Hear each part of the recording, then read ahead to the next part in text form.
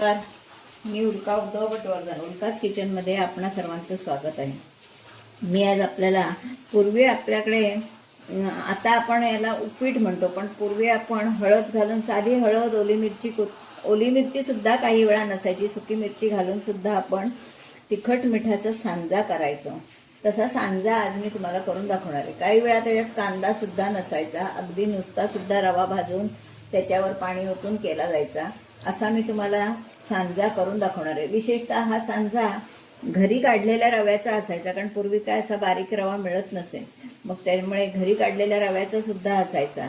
तर असा हा मी तुम्हाला सांजा करून दाखवणार आहे. साधी सोपी पद्धत, त्याच्यात काहीही विशेष घालायचं नाही. म्हणजे आपण उपीटात जशा भाज्या वगैरे घालतो तसं काहीही न घालता अगदी साधं मिरची कांदा एवढ्यावरच आपण हे करणार आहोत आणि हळद घालून करणार आहोत.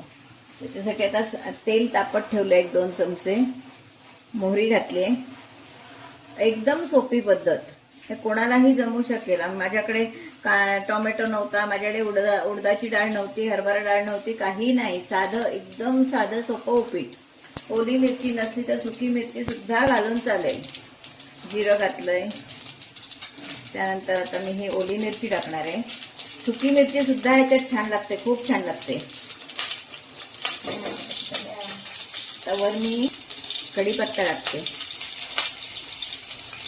आणि कांदाही घालून घेते, म्हणजे ओली मिरची अंगावर उडणार नाही.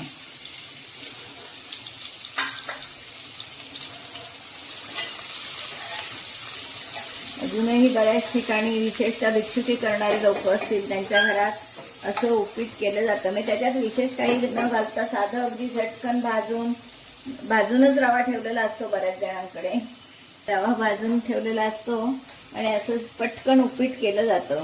विशेषतः हा प्रकार सिंधुदुर्गात तर फारच असतो. आता हा आपण कांदा परतलाय, त्यावर हिंग घालणार आहे.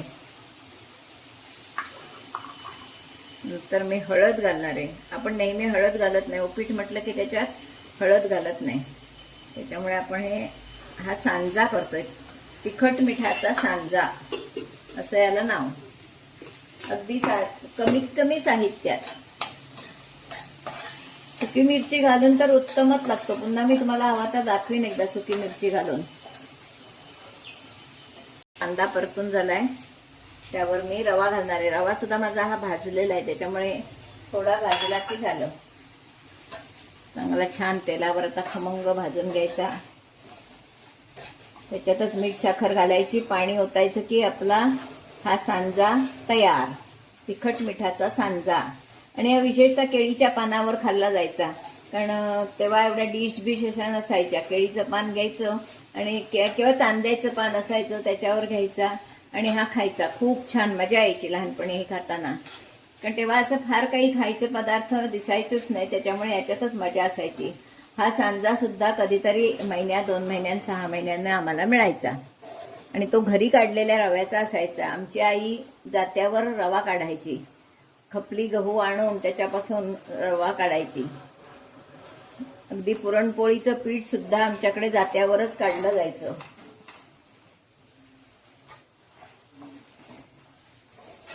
अशा या काही आठवणी आहेत आणि अजूनही ते खाताना ते जाणवतं, तेव्हा खाल्लेलं लक्षात येतं. रवा भाजलेला आहे, पाणी पण मी गरम ठेवलेलं आहे. हे बघा, आपण छानपैकी रवा भाजून घेतोय. त्याच्यावर आता मीठ आणि साखर घालून घेणार आहे, की सगळीकडे व्यवस्थित लागतं.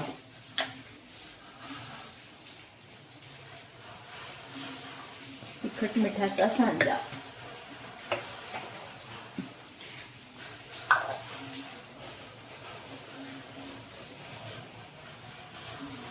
पूर्वी कमी तेल असलं तर वरून सुद्धा फोडणी घातली जायची. रवा शिजवून घ्यायचा आणि त्याच्यावर सुक्या मिरच्याची फोडणी घालायची, असा सुद्धा सांजा केला जायचा. कारण एवढी तेलं नसायची, फार कमी असायचं तेल. मग रवा भाजून तो शिजवून घ्यायचा आणि वर मग थोडी फोडणी घालायची, सुकी मिरची, ओली मिरची काय असेल ते. खेडेगावात काय ओल्या मिरच्या नेहमीच मिळत होत्या अशा नाही, त्याच्यामुळे नेहमी ह्या बाजूनं व्यवस्थित परतून घ्यायचं, कारण ह्या बाजूला राहतं परतायचं. म्हणून ही मी नेहमी तुम्हाला सूचना करत असते.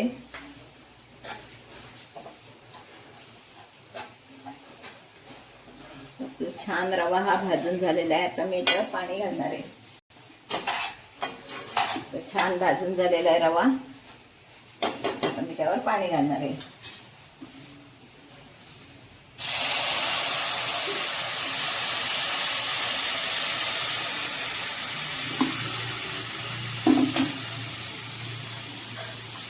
गॅस बारीक केलाय त्याच्यामुळे, म्हणजे अंगावर येऊ नये म्हणून पाणी. 2 मिनिटात आपलं हे सांजा तयार होईल आणि खूप छान लागतो हा सांजा.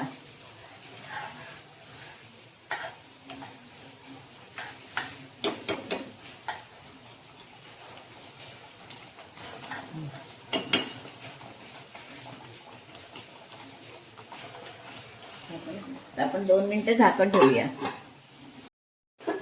असं आपलं हे छान मोकळं मोकळं उपीट 2 मिनिटात तयार होणार आहे. अजून एकदा मी झाकण ठेवणार. आपलं उपीट तयार. उपीट नाही, तिखट मिठाचा सांजा. ते आपलं छानपैकी मऊसूत असा, पण तो अजून गार होईल तसा तो सुखा सुखा होत जातो. सांजा खाण्यासाठी तयार आहे. आता आपण हा काढूया खायला. आपलं छानपैकी तिखट मिठाचा सांजा. त्याच्यात खोबरं भरपूर असलं तरी चालतं, नसलं तरीही चालतं, पण खोबरं हवं, छान लागतं. तिखट मिठाचा सांजा खाण्यासाठी तयार आहे. तर हा मी कसा केला, रवा कसा भाजला, त्यामध्ये काय काय घातलं, अगदी पूर्वीच्या पद्धतीनं केलेलं आहे. फक्त सुकी मिरची घातली तर आणखीन छान लागतो. परतच्या वेळी तुम्हाला सुकी मिरची घालून नक्की करून टाकून सुकी मिरचीची फोडणी वरून द्यायची, मग ती आणखीन छान लागते. सुकी मिरची आणि जिरं अशी फोडणी वरून घालायची, खूप सुंदर लागते. दोन्ही मी तुम्हाला करून दाखवेन. हा माझा व्हिडिओ पहिल्यापासून शेवटपर्यंत बघा आणि माझा व्हिडिओ जर तुम्हाला आवडला तर नक्की लाईक, शेअर, सबस्क्राईब करा. सगळ्या म्हणजे आता सिनियर सिटीजनना हा माझा व्हिडिओ नक्की बघायला आवडेल, कारण पूर्वी आम्ही हेच खाल्लेलं आहे, त्याच्यामुळे सगळ्यांना नक्की आवडेल. आता आपण त्याच्यात व्हेरिएशन करतो, भाज्या घालतो, काय काय करतो, पण ह्याची चव फार वेगळी लागते आणि खूप सुंदर लागतं. नक्की करून बघा आणि आवडलं तर लाईक शेअर जरूर करा. धन्यवाद.